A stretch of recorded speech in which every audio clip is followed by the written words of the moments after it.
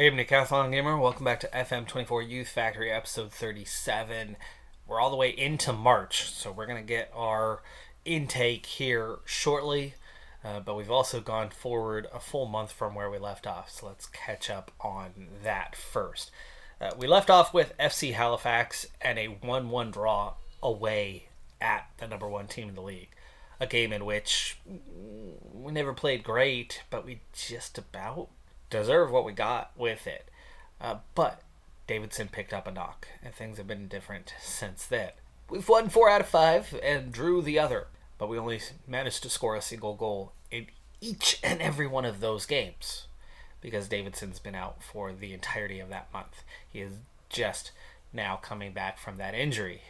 But to make matters worse, in the middle of the month, RG Jones picked up a lengthy injury that would see him out for about a month. And then in the last game we just played, Swindon, McCartney, injured, out for the remainder of the season. So yes, we're getting Davidson back, but we let go of some of our depth to get within FFP to be able to re-sign guys. And speaking of, I'm down to the last 3 that I need to get re-signed in the short term. So that's going to be one of our targets here soon, and those 3 being players at higher salaries. And I think we've already talked about letting one of those go, so really it's 2 expiring contracts that we're going to want to take care of. So I'll look back at these games. Tranmere on the road, 1-0 victory. It was an own goal. Grimsby Town, 1-0 victory. Yes, they had somebody sent off, but it was just in the final minutes. Archie Jones scoring in the 10th. That's prior to his injury. He was the best player on the pitch. Ebbsfleet. I think this is where Archie Jones picks up the injury, goes down. He was having a very good game before that. Sam Julian had a great game to keep the 1-0 victory. Wilkinson got the winner in the 76th. Then Colchester. Again, Wilkinson with a winner. Again in the second half, though much earlier this time. And Davidson came off the bench for a few minutes at the very, very end of that one. It's actually a little sooner than I thought because Swindon was the first time I remember him getting the clearance, the go-ahead. Davidson starts the next game against Swindon, scores to equalize after they got one in the 3rd minute. This is where McCartney picks up his injury and the subs came, but looks like we had a pretty poor day for that one. Next up is Accrington Stanley, who currently are in 6th place. And we're going to be doing this down, 1 to 3 players. After that, we have Plymouth Argyle on the road for the Papa John's Trophy semifinal. I believe they are currently League 1 and on the upper end of League 1, so it's going to be a pretty difficult matchup for us, especially when you throw in the fact that it's on the road. But it's a chance to make the final of that trophy competition, even if it's a very minor one. Trophies are trophies. We also follow that up with Leyton Orient, who are currently in 4th place. All 3 matches on the road, and we've already been on the road for 1. So 4 straight road matches, all difficult. And then it still doesn't get easy, as Port Vale is 8th overall at home. And then we go right back onto the road, but it's with Newport County, who are 14th. Solihull Moors is 16th. Crewe is 12th. Exeter is 19th, but beat us the first time we played. Bradford City is 17th. And then Yeovil, last place to wrap up the season. So we very much just have to get through these next 4 games. You get through the next 4 games in good shape, we're going to be in good shape. Speaking of good shape, we scored 13 points from a possible 15. What has that done to our league position? Well, this. We're up to 2nd. We've caught up to FC Halifax, just 2 points behind them now, definitely behind on goal differential. Now just a point ahead of Forest Green, though. We have played 1 more match than them, and actually a couple of the teams behind us are definitely a couple games in hand. However, we're talking about 11 points. So the gap, the top 3 have all pulled away a bit, and we've joined that top 3 and managed to pull away a bit over these last 5 matches. So as we are into this final stretch of the season, the final 9 games, and like I said, we really just need to get through these next few games without going pointsless. If we can win 2 out of 4, one of them is not a league game. But if we can win at least 2 out of 4, if we can get 2 wins and a draw out of 4 matches, kind of regardless whether we get knocked out of the trophy or whether we win that one, whatever the case may be. If we can have some decent form in these 4 matches, especially that are almost entirely on the road, I can see us being comfortable for a top 3. We'll see about winning the league. We're close enough. We're certainly close enough to be in it. But Leyton Orient, right there, that's that closest competitor. We're 11 points ahead. That's the one we got to watch out for. You get through that, you win that, stretch that advantage over them, and things are looking pretty good. Lose it, and all of a sudden it's only an 8-point gap. Turn around and lose all 4 of these. Right, we could be in some real trouble. They can already be right back on our heels. We would be 3rd still, sure, but they would be a couple points behind us, and your season suddenly becomes far from done. And we have seen this team in the last few years with the better opposition that we're seeing. We've seen this team struggle. They're young. They're very young, and the personality is good, but it's not great. And part of that's due to a lack of experience. And our most experienced players, leave us. They go on to other clubs. So we're very much a young squad. We're a youth factory. Anyway, late season form can be difficult for us when the pressure's on. Hartlepool, and there's Accrington Stanley right there in 6th, just 2 points further down, and better goal differential, actually, quite a bit better goal differential. Really could pose a threat still. Port Vale is just a single point out of the playoff zone. So all 3 of them look like they can offer us a pretty strong challenge. Now, playoff zone wise, I think we're looking pretty damn good for that, because I don't see 5 teams overtaking us to knock us out of the playoff zone. I don't think we are facing that kind of danger. I think right now the only danger is doing poorly enough in these next 4 matches to put ourselves at risk of dropping into the playoff zone, but not plummeting right on through it. The injuries, absolutely a factor in that thought process. It's not going to be an easy stretch. Let's hope that Davidson is good to go for more. 3 clean sheets in a row has seen Sam Julian climb to the top of the shutouts list. Lanahan Penreese is tied for player of the match. Yellow cards, Mortland, not even on the team anymore. He's finally dropped off number 1 on that list, but he's still on the list of most yellow cards. And we're not on top of any of the other lists. The goals, the rating, the assists. That's unusual territory for us, especially to, still be this high in the league. We've managed to get promoted without winning the league once in the last few seasons. Now, I've got a couple U18s with expiring contracts that I'm not set on re-signing yet, at least not until after the intake. And then decisions can be made of who to let go, who to retain based on the new intake as replacement level players. Same with the U21s. That's a larger list, where it was 2 or 3 at the U18s. It's about 5 or 6 of them at the U21s. Now, here at the senior level, we have I've got it down to 6 players with an expiring contract this season. First of those is Matty Baker, who we are going to let go. He is as good as he's going to be, and he is falling into that age trap of he's going to be 21 next year. His salary is going to count against us, and even at 8 or 10K, I don't want to pay him that and have that salary count against us, even if it's small. Koulibaly, minimum security is going to have to kick in for him. While we were resolving the FFP, Koulibaly hit that January 1st window with an expiring contract and got an offer from an Ivorian club. And he's going to be transferring to them on the day his contract expires. Minimum security will kick in. We'll bring him back. We don't let them go away for free on this. That was that amateur rule that we had that helped us keep players at a different time frame. And so we'll be able to recover Koulibaly, and whatever his salary was for that one, we'll bring in. I would imagine they're going to give him an okay salary, but we're probably talking 20 to 30K, and that's going to be just fine for me to retain our backup developing keeper for that. But we have to use the minimum security rule to make that happen. And as I've mentioned previously, I'm okay doing that for that one or two players when things are weird versus doing that for an entire team to bypass FFP. That now leaves me with 4 players. So we have Ben Hassel, Wilkinson, McFadden, and Atkins. Atkins has no value because he's massively overpaid, $615K. He would not turn around and sign a smaller contract. In fact, he's already declared that he wants to test the transfer market. I've decided I'm going to let him.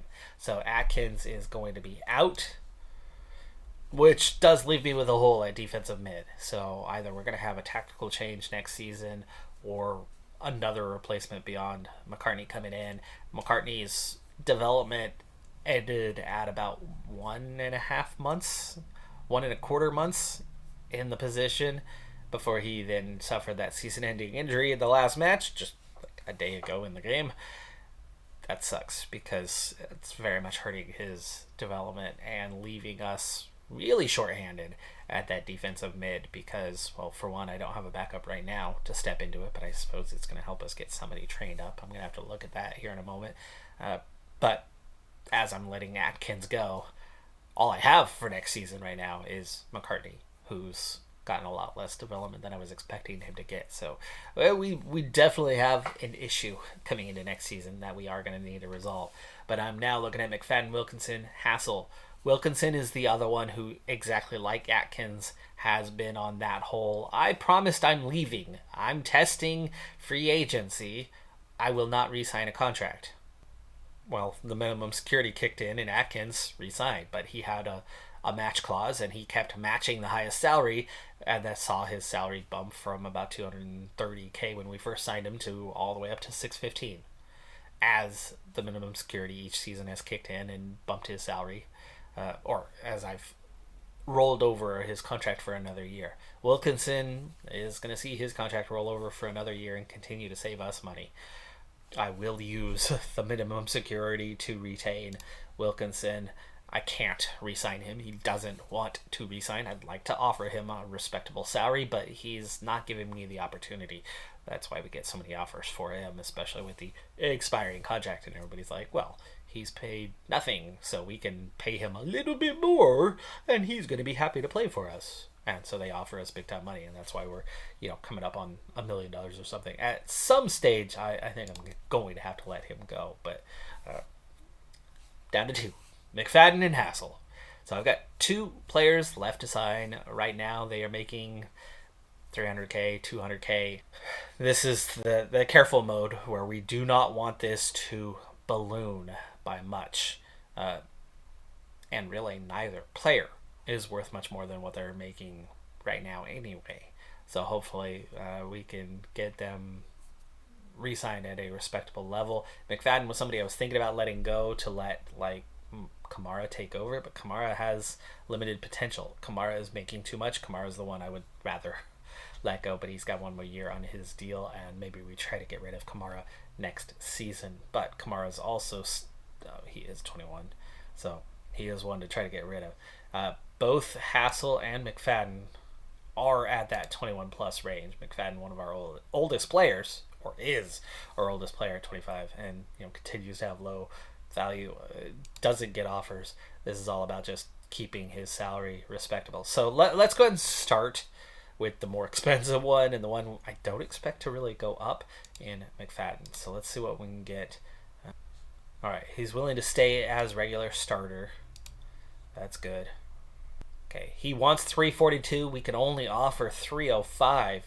That's going to be tricky, but we can maybe go through bonuses to take care of more. He is improving. I'm going to try to get him signed up for 2 years on this to lock him down a little bit. Promotion salary.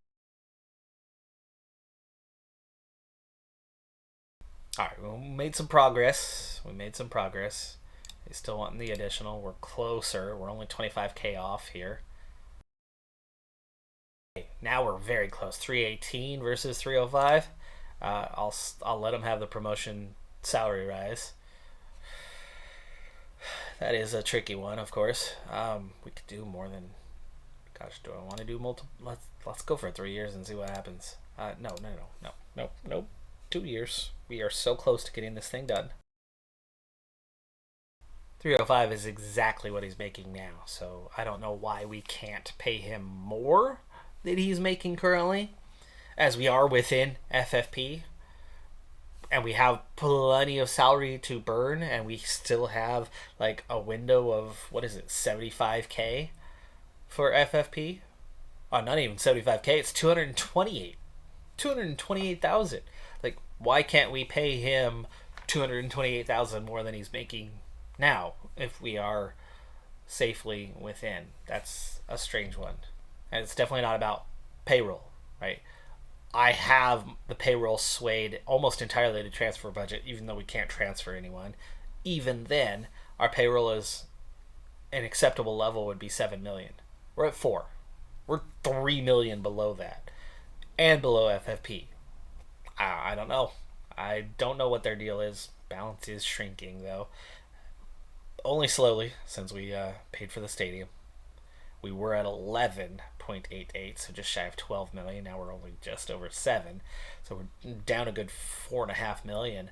Current losses are 1.5 million for the season, though, so it's not big. So that did go into the end of last season, where that huge payment, that 10 million, knocked us into the red.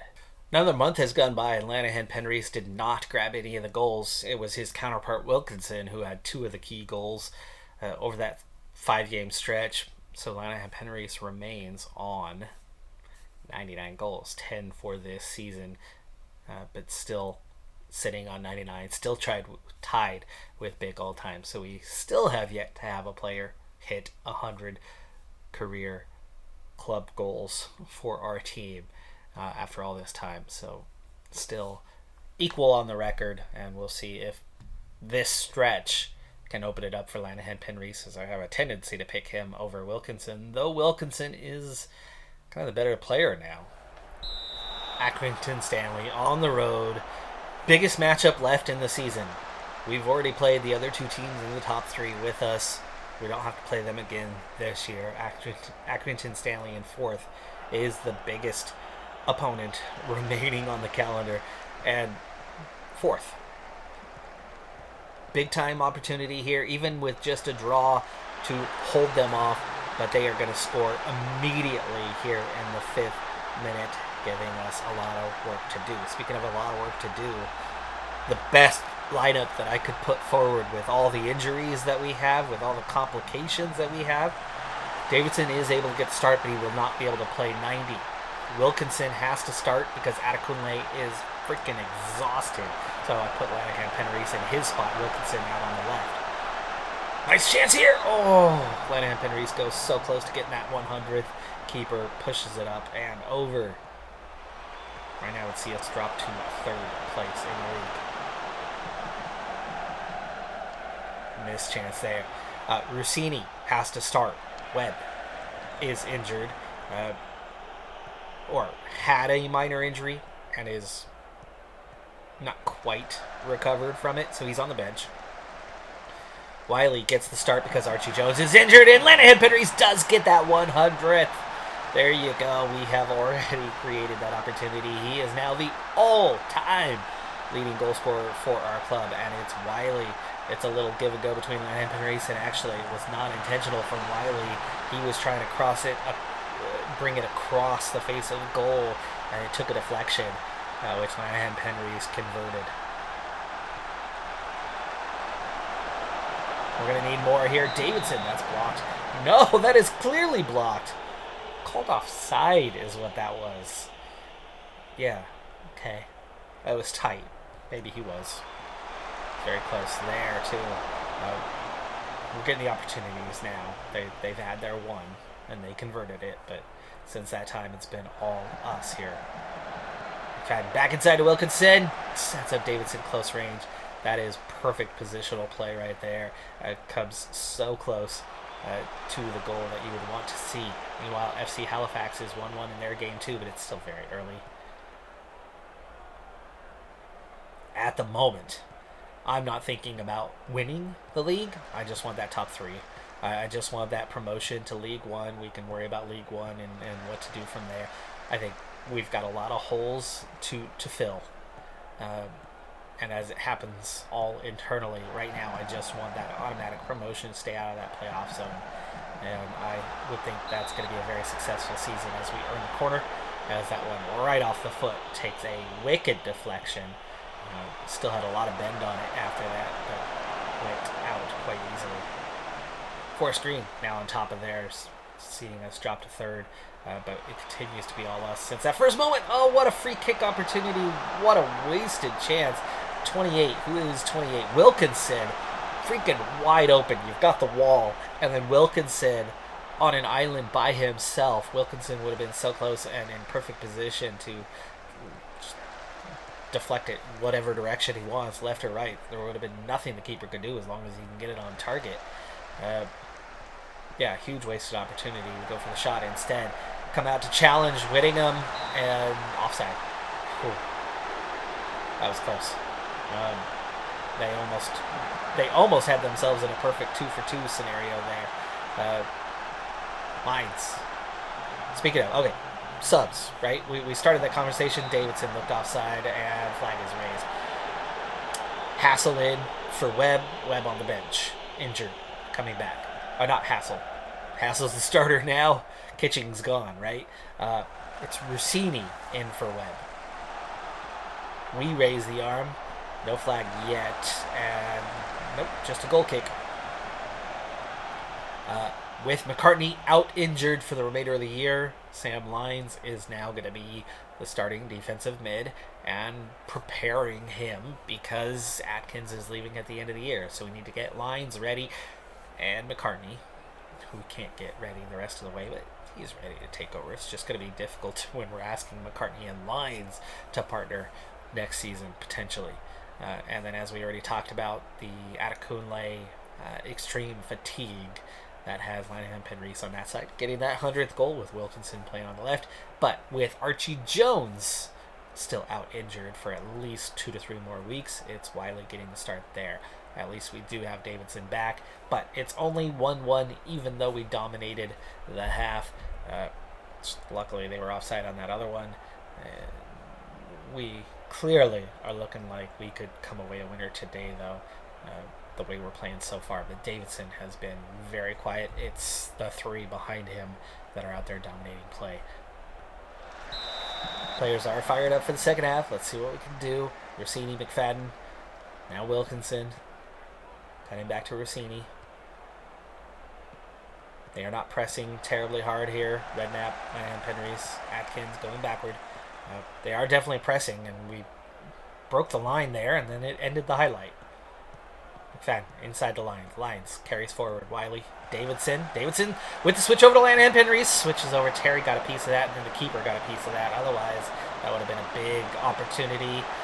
We recover. Wilkinson. Oh, it's saved.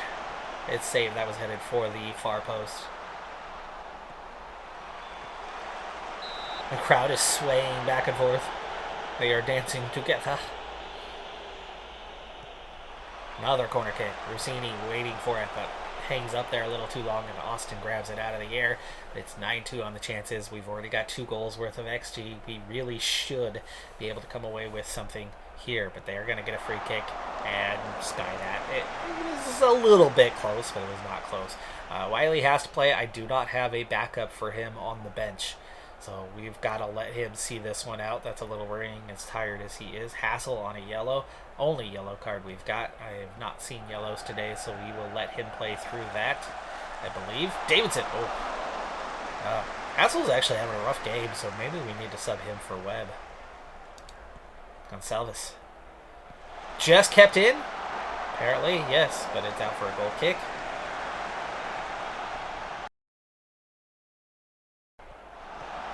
Wiley, takes a huge deflection. That would have been a sure goal, but it bangs off the post, and we're into that time frame. I've got to sub Davidson out. He's doing poorly anyway. So Phil Hewitt, and we're going to go ahead and bring on Webb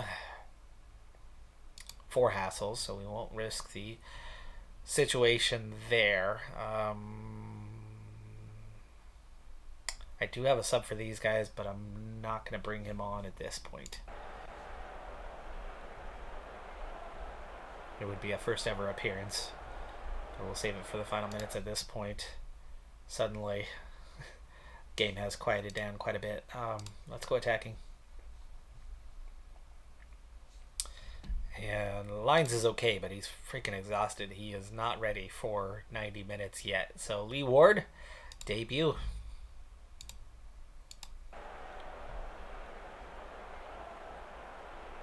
Are we even going to get a highlight into stoppage?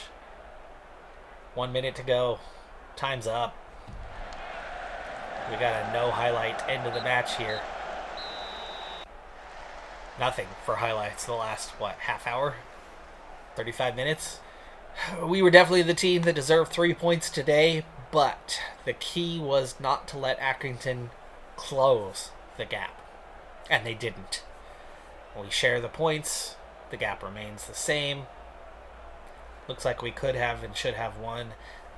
Unfortunate that their only clear chance of the entire game was ball at the back of the net, where we had a number of close chances. But right now, with Davidson just coming back from injury, this is our team right now. And Davidson was awful. He was not able to assert his authority in that game at all. And for the 6th game in a row, we scored 1 goal. 4 clean sheets means 4 wins. 2 times we've given up a single goal, so 2 goals in 6 matches is fantastic. But those times have both resulted in draws as a result. We just can't score goals the way we did before. Clearly, our attacking trio here bossed the midfield. Great job by Wiley and Penrith and Wilkinson to do that, and that is why we controlled the game and the possession and deserved more than we got. After that early lead from Forest Green, where they were up 1-0, they had a man sent off and turned around and gave up 3 goals following that, so they lost. So we actually opened the gap on them to 2 points instead of 1. Halifax did secure maximum points, I believe. Oh, there it is. Yeah. 7-2 over Bolton. My, oh my. So they pull away to 4 points. But at this stage, I'm so not worried about whether we are winning the league or not. It's about the group behind. And Port Vale, okay, they got some points. But more importantly, we're looking at 61, 61, 60 down there. Hartlepool does do well. They close the gap a little bit. They are 9 points behind. So those couple points that we drop, somebody down there did make the most of that opportunity, and goal differential wise, they're looking solid. But Accrington Stanley slipped to 7th. We pushed them down. We kept that gap. That's that important one. Next up, semifinal, not a league match, and we still have played one more. Port Vale has played one more. So far, so good on our quest to not get beat badly in this stretch. Plymouth Argyle were predicted to finish in 11th this year, but they are punching above their weight. They've had good form all season and are 5th in the league. They've been in League One for the most part for the last decade or two. They were in League Two for a while, real life, with promotion in the 16-17 season. Yo-yoed a little bit in recent times, real life. But then in game, we've got that League One comfortable upper mid-table for a long time, and actually even saw a single promotion to the championship before they yo-yoed and went right back down, having their worst season in a decade in the follow-up to that, but bouncing back, and then we kind of see them consistently where they've been. So we're talking about a good, consistent team that historically, in their cabinet, 2 League One titles is the best they've ever achieved. But the trophy that we're competing for right now, they've won that before. And I don't know exactly the age of the trophy, but I do at least recall that it's a fairly recent competition. This is something that, I know it's pre-COVID, but it's not much pre-COVID. It's probably only 8 to 10 years old in real life, is my estimation on when it was created and developed as a meaningful competition for the Premier League's under 21s, so that you don't have to loan out everybody to get them some meaningful experience. The loan system's pretty bad. The loan system is pretty broken. Puts a lot of developing players in bad situations. And it's part of the reason why we have seen so many talented players in their late 20s that were in academies for big time clubs. They get to the development stage, they get to the quality they were expected to be, yet they end up finding a different path, and they don't finish that job of coming through their academy because that last couple key developmental years, instead of sticking it out, their contracts are coming up and expired, and they're not yet getting promoted to the first team as a young player.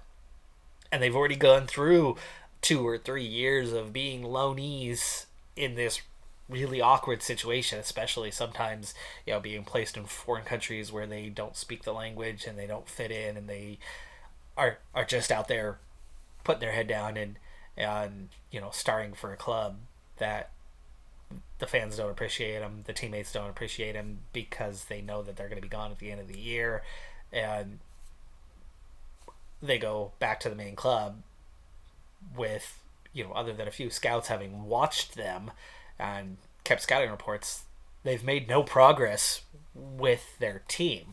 And forwarding their career, they were just loaned out. They were just away to hopefully come back, a bigger, better, stronger player. And so then their contract expires and they're like, screw this. And then they go sign with the very clubs that they would have been loaned out to the next year. And then they find another, chart another path to the Premier League. We see it over and over again, and I think it's just largely because of the way the system is these days. But if there's an alternative to that, I don't know. I think their attempt at an alternative to that is finding a way to have meaningful reserve games, because you still keep reserves around. You still have them there. You still want them to develop. But if those games are amateurish all the time, how are those players ever going to learn? How are those players ever going to make that transition? Yes, 20 years ago, 30 years ago, 40 years ago, that was the norm. And that's how you did it. But the game's evolved, the game's changed, and the intensity and the pace, the tactical know-how is at such a level that there is no transition period. There is no bring up your youth player, play them 10 minutes, and you're not hurt by that. It's hard to play them for those 10 minutes if they're that far below the level. And that's the problem. The standard it's on the verge of being too high. Anyway, okay. Plymouth Argyle. That's our opponent. Sorry about the tangent. Let's play one more game for this episode, huh? A competitive semifinal, and definitely the biggest trophy that we've been in a competitive semifinal for thus far. We've definitely had some smaller trophies, and we've won, I think, at least one other minor trophy. I need to go check our trophy cabinet and kind of see where we're at these days. But you can definitely see the size of the club, the opposition today, bigger stadium than what we've seen, enclosed stadium for that as well.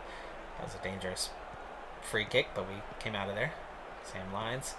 Almost the same starting lineup as what we had just a couple days ago. We have a lot of fatigue today, though. The weird thing was I thought Adekunle would have enough rest as we left him out entirely as we go so close to getting the opening goal there early on. I thought Adekunle would have recovered enough and get the start today, but again, he's on the bench, and I didn't even play him at all in that last game. He's still super fatigued, but available. Oh, big takedown in the box, but no call. Hassel, good recovery there. Atkins is not going to see out 90 today. Wilkinson, he's through. One-on-one with the keeper, and the keeper pushes it wide. Oh, so close now, twice, and we're still inside the first 10 minutes of this game. At the moment, we are all over them, and they are surprised as hell. Bounce played out by Brown, still our ball. End of highlight, though. Chances are 2-2, though, but we've put together the bigger chances so far. We've come closer. We've had the possession so far, but that's going to be a corner kick. Plymouth Argyle not taking this one that seriously. Not a big crowd on hand for this one. Have they subbed some of their guys? Are they resting some of their starters? Hawkridge was way outside, and there you go. Yeah, 15, 20 yards outside, it looked like. At least 10, anyway. Davidson has had a fantastic start to this game. Others, not as much. Redknapp's had a good start. Julian's had a good start. Big chance there. Partial clearance. Big tackle from Wilkinson. Now a corner. Coming up on the half-hour mark already. Poor defense there. Ran right by him. Closed him out too fast and lunged to the inside when he clearly went outside. We are having league games happen right now, so this is going to draw the league kind of level to where we're at, so we'll be curious to what happens with that one. But Davidson, that's blocked. Now for a corner.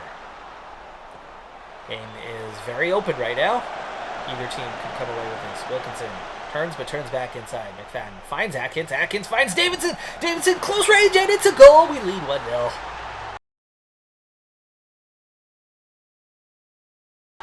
Nice pass there to Atkins, and Atkins just reads the run of Davidson.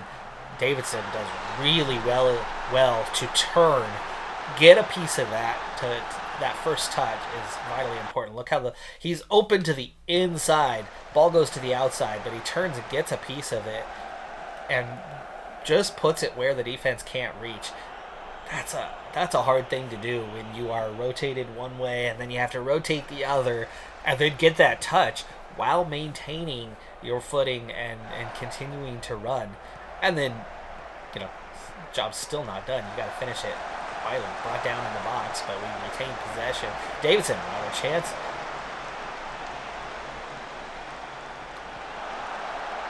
And Julian off to a good start. Redknapp, Atkins, both getting big increase in their ratings as part of the build-up to the goal. Atkins finds lines. Davidson out to Wilkinson. Takes the space given to him. Takes it to the corner. Lyons gets there first. And turns. And takes it himself. Not a bad play there from the young player. And we're definitely now trying to build Lyons up with the McCartney situation and knowing that he's going to... I think he's going to be good enough. I think it's going to be a Lyons and McCartney partnership next year. At the half, we've definitely had the better of the chances. We definitely have the advantage on the XG. At this point, it looks very likely that both teams could grab another goal or could grab a goal in the second half. If the game maintains the sort of pace, openness that it has right now, the opportunities that have been presented, if nothing changes on that, I would very much see this game finishing 2-1 to us. That would be fantastic if we can do that. I think it's going to depend largely on if there is going to be another goal each, who strikes first. Do they equalize, and then we have to try to battle back from there? Does that momentum help them out?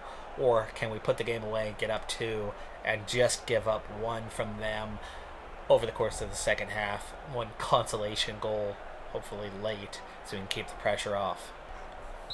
Second half underway, no changes yet. We do have Adekunle waiting in the wings, and we definitely have 2 fading star wingers there that one of them is going to have to come off in favor of Adekunle here at some point. The tired legs are going to be one of our bigger problems in the second half, but there's a very, very happy crew here at the moment, so let them play together as Webb heads out of the way. Wilkinson picks up possession, takes it to the sideline, finds Sam Lyons inside. He's got space, finds Atkins, Lenahan Penreese makes the run, and Wright, as that was headed right for the corner, Wright is able to push it up and over and out for the corner kick, but we get very close.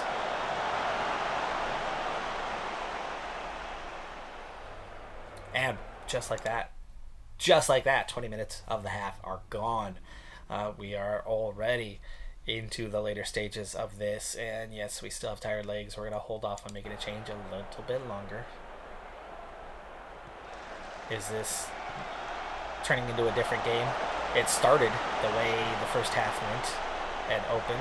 Big chance there. That was our first big chance, and they did get on that, but we challenged that header well. Made it difficult for him to get a good look at it. 4 minutes have gone by. That long ball is to no one. Hassel heads it away, but Naylor keeps it in bounds, and then we don't recover that. Ooh, Redknapp, big stop there, because he had to come across the guy to play that one that easily could have been a penalty, and he does that wrong. Big save from Julian, and the game is starting to open in their favor. In fact, they now have more XG than we have, more shots than we have, all of that coming in the last 5 minutes. And Penrith is done. Let's go ahead and bring on Adekunle to his natural position. Davidson is still only cleared for 75. Let's go ahead and bring on Hewitt now.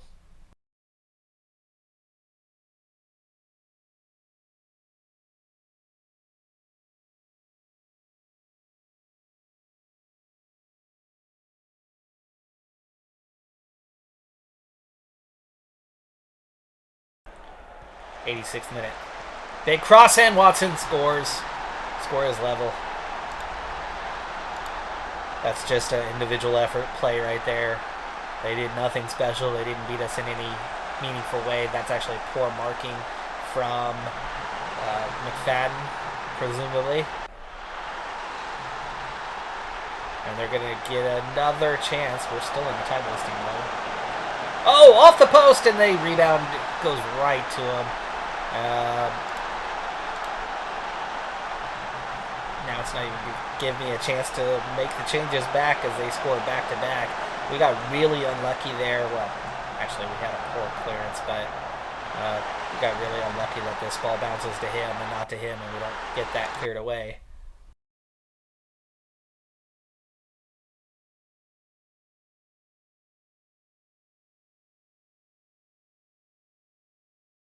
We're into stoppage time. It's too late to make any additional subs, even though we've got some really tired legs. We don't have time to waste here. We've got to just get on with it, and I should probably, for the last couple of minutes, tactically bring up Lyons and Atkins, both further into the midfield. Bring up McFadden and Redknapp. Oof, McFadden, that was just kept in. McFadden gives it away. McFadden is the bane of our existence today.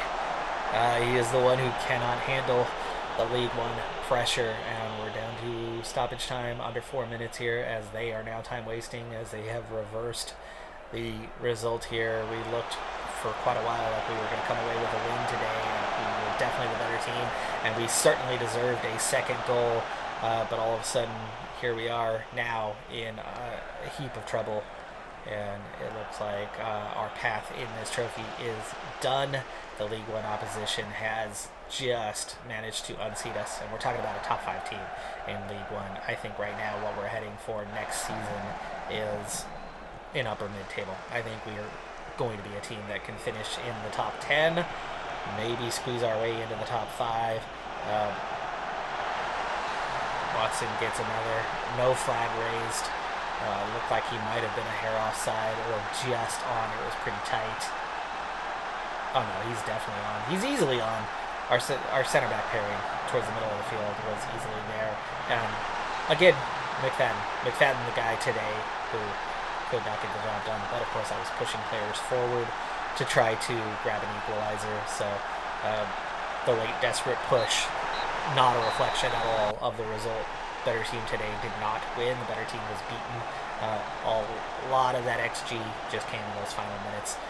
But their quality definitely flipped things, because where we dominated and should have had more than one goal, they absolutely shut us down in the second half, and they asserted themselves in a much more dominant fashion than they were able to do. But those 2 goals late really came against the run of play for the overall game, but they were very much the right sequence at the right time. They were in control of the match at that point, and those last 2 goals really just came because we were pushing. But actually, really, all 3 of those goals came because we got out of our normal shape and changed things up. It's difficult to change things up and expect the team to still perform at the same level. That's going to do it for this episode and this tournament. I'm Decathlon Gamer. Like, comment, subscribe, and I'll see you next time. Have a good one. Be safe out there. Bye for now.